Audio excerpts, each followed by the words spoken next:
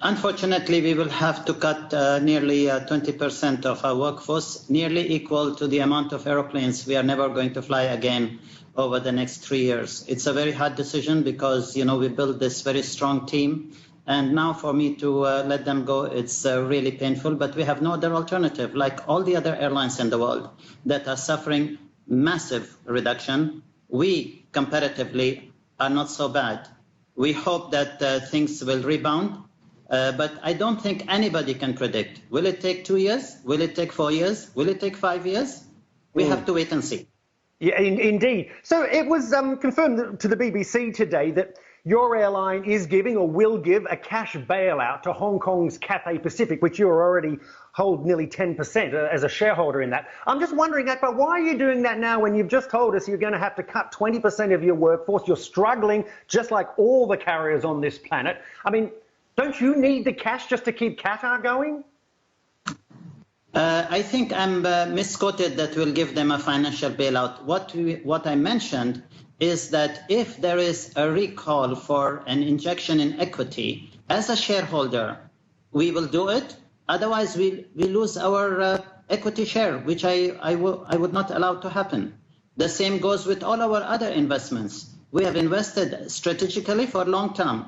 And this is something, we have a pie, and we will have to share it equally between our staff and, of course, the investments that we have for long term.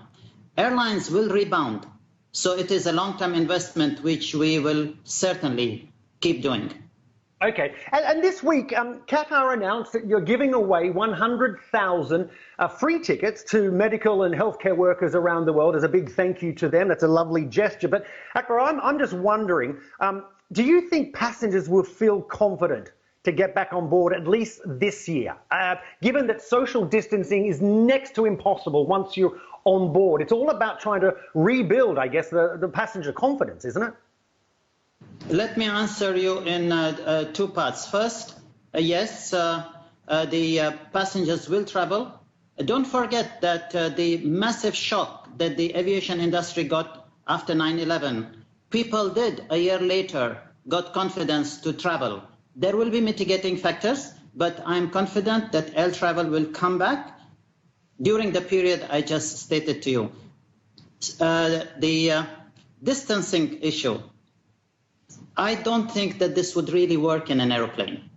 When you see that the safe distance is declared social distancing of nearly 1.5 meters at least, it's impossible to have it in an aeroplane.